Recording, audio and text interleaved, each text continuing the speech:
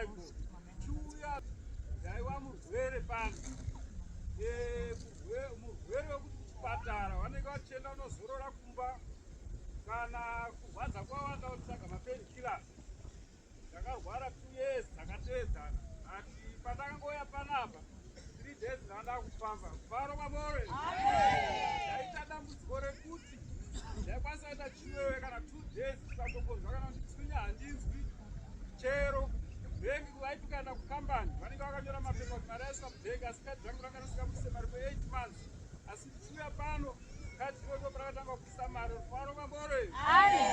Izvozvo basa randakanzi akasika ndichiita ndairidza magirari hapana mabhendi mashoma ndisina kuridza nawo. Ndakaridza narenati zvakata ndakaridza nachipeti ndakaridza napabanganyerume hadziika shoma zvandisina kufamba asi mari yese yakapera ne5 years. Faro mamore.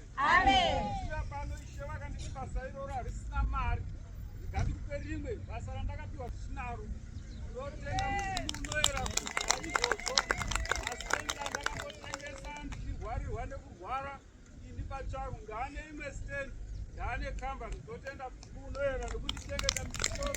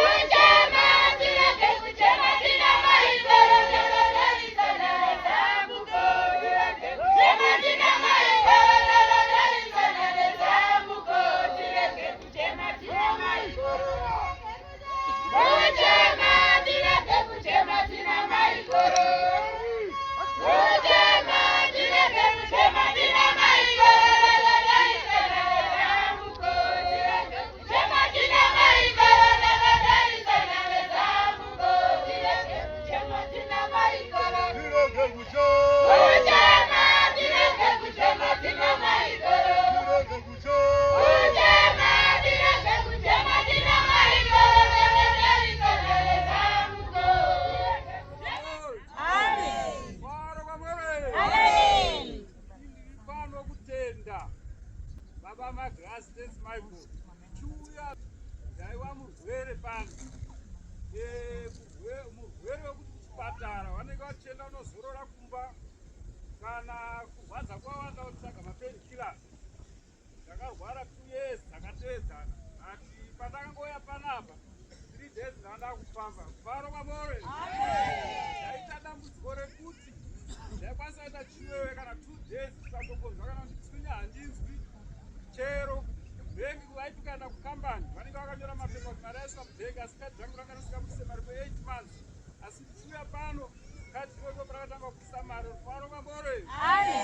Izvozvo basa randakanzi akasika ndichiita ndairidza magirari hapana mabhendi mashoma ndisina kuridza nawo. Ndakaridza narenati zvakata ndakaridza nachipeti ndakaridza napabanganyerume hadziika shoma zvandisina kufamba asi mari yese yakapera ne5 years. Faro mamore.